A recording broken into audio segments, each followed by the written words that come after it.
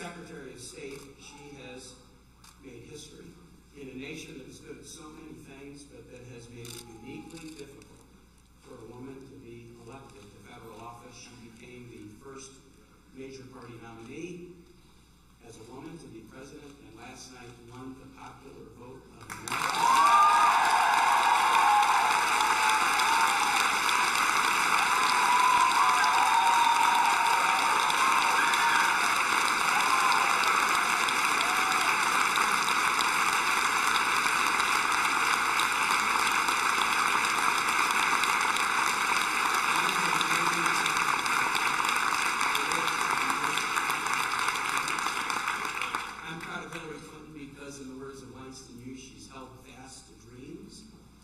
She was inspired at a young age to an epiphany that if families and children do well, that's the best barometer for whether a society does well. And in everything she's done, she's focused on that.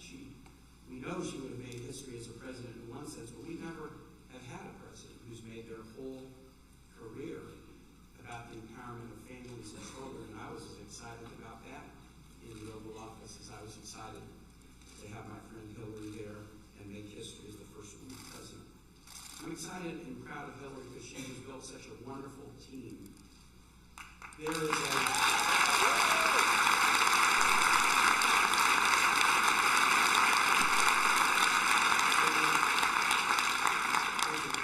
beautiful and kind of comical parable in the New Testament about a vineyard owner who hires people to work and says, I'm going to pay you this for a full day. Then he hires people at noon, I'm going to pay you the same thing for the half day. Then he hires people 1 hour before, I'm going to pay you the same. And those who started earlier, they said, hold on, we don't like this, that you're treating everybody who came late just as well as you're treating us. I'm going to tell you something. Here's what I've come to know so well about Hillary. The team that she has assembled over the years of people that are so deeply loyal to her because she's so deeply loyal to them is inspiring. But I've seen that same degree of loyalty and compassion and sensitivity extended to the most recent folks who have joined the team, the folks who came to the vineyard with just 1 hour to go.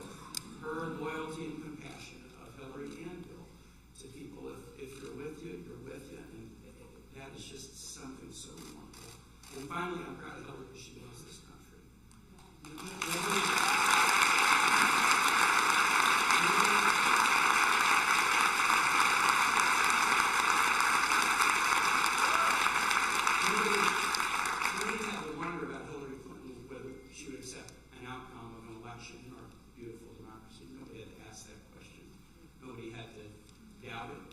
She knows our country for what it is. She knows the system that we have and in its warts and blemishes. She's deeply in love with it and accepts it. She's been in battles before where if it didn't go her way, she accepted it, but then woke up the next day and battled again for the dreams that she's held fast to. And that love of country is something that I think is obvious to everybody, obvious to everyone.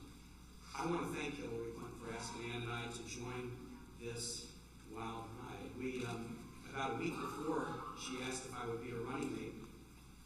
And I went up to Westchester and we sat down with Hillary and Bill and with Chelsea and Mark and with Charlotte and Aiden for about 3 hours of conversation to try to determine whether we would be the right people to be on the ticket. And when we got in the car to head back to the airport after the 3-hour discussion, I said to Ann, honey, I don't know whether we're going to be in this ticket or not, but I do know this. We're going to remember that 3 hours for the rest of our life. And now we'll remember 105 days that we've had with this fantastic couple of public servants and all of you for the rest of our life. I'll just say this. Hillary and I know well the wisdom and the words of William Faulkner. He said, they killed us, but they ain't whipped us yet.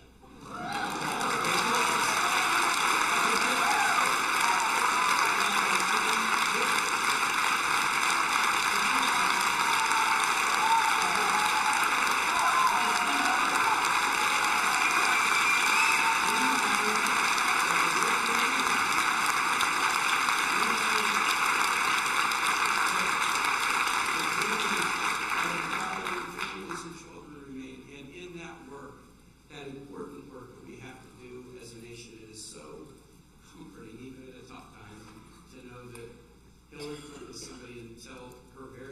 breath is going to be battling for the values that make this nation great and the values that we care so deeply about. So now, please join me in welcoming Secretary Hillary.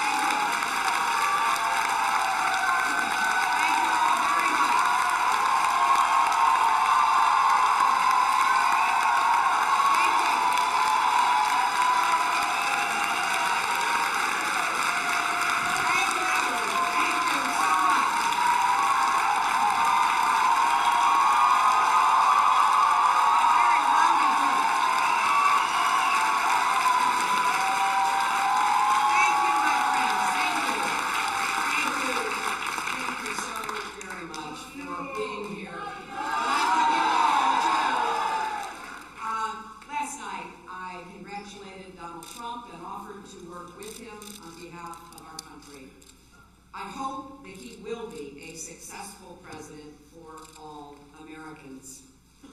This is not the outcome we wanted or we worked so hard for, and I'm sorry that we did not win this election for the values we share and the vision we hold for our country. But I feel pride and gratitude for this wonderful campaign that we built together. This vast, diverse, creative, unruly, energized campaign. You represent the best of America, and being your candidate has been one of the greatest honors of my life.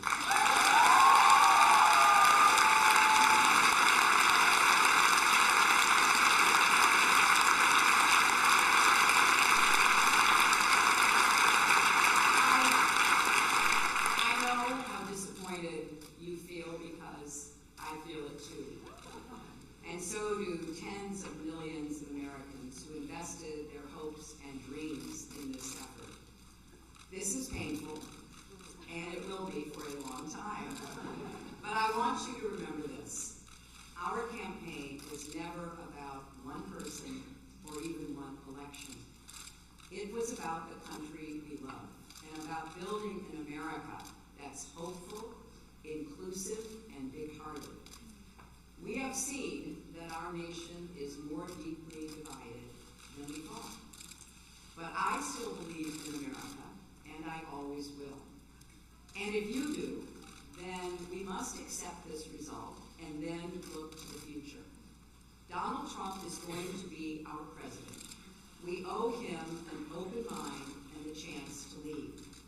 Our constitutional democracy enshrines the peaceful transfer of power. And we don't just respect that, we cherish it. It also enshrines other things: the rule of law, the principle that we are all equal in rights and dignity, freedom of worship and expression. We respect and cherish these values too, and we must defend them.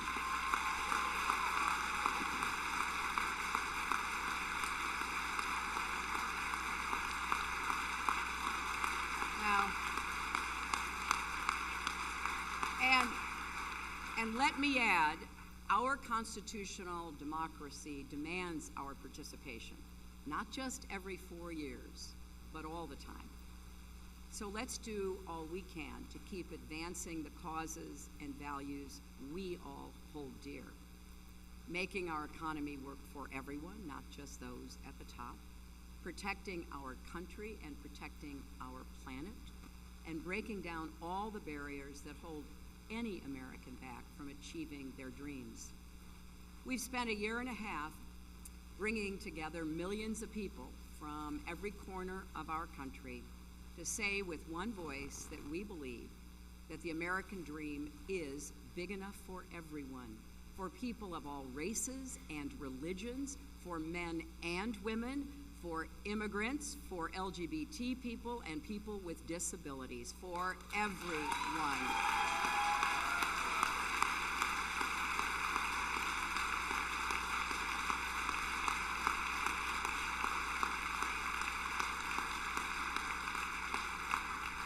So now, our responsibility as citizens is to keep doing our part to build that better, stronger, fairer America we seek.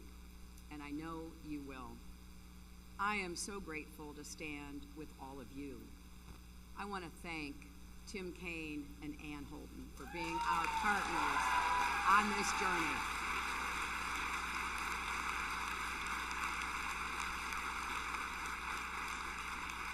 It has been a joy getting to know them better, and it gives me great hope and comfort to know that Tim will remain on the front lines of our democracy, representing Virginia in the Senate.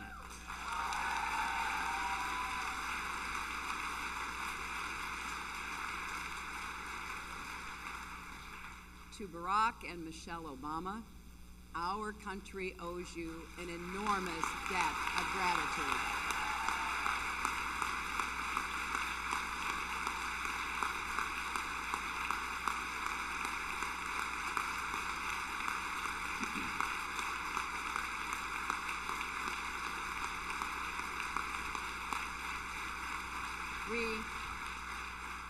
We thank you for your graceful, determined leadership that has meant so much to so many Americans and people across the world. And to Bill and Chelsea, Mark, Charlotte, Aiden, our brothers and our entire family, my love for you means more than I can ever express. You crisscrossed this country on our behalf and lifted me up when I needed it most, even 4-month-old Aiden, who traveled with his mom. I will always be grateful to the creative, talented, dedicated men and women at our headquarters in Brooklyn and across our country.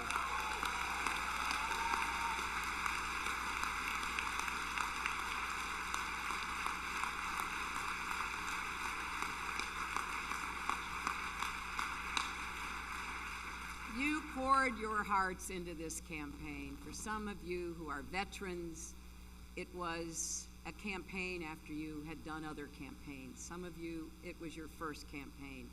I want each of you to know that you were the best campaign anybody could have ever expected or wanted.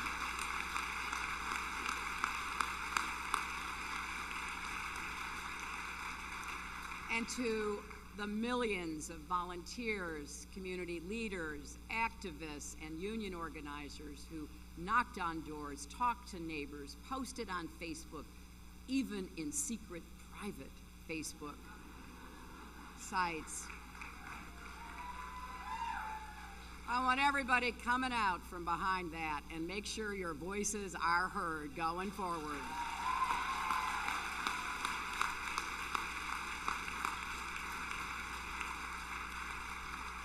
To everyone who sent in contributions as small as $5 and kept us going, thank you. Thank you from all of us. And to the young people in particular, I hope you will hear this. I have, as Tim said, spent my entire adult life fighting for what I believe in. I've had successes and I've had setbacks, sometimes really painful ones. Many of you are at the beginning of your professional, public, and political careers. You will have successes and setbacks too. This loss hurts, but please never stop believing that fighting for what's right is worth it.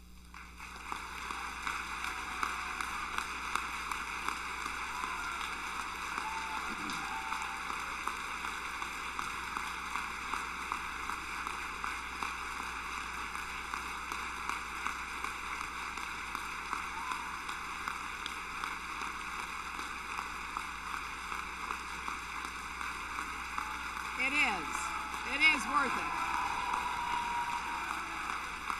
And so, we need you to keep up these fights now and for the rest of your lives. And to all the women, and especially the young women, who put their faith in this campaign and in me, I want you to know that nothing has made me prouder than to be your champion.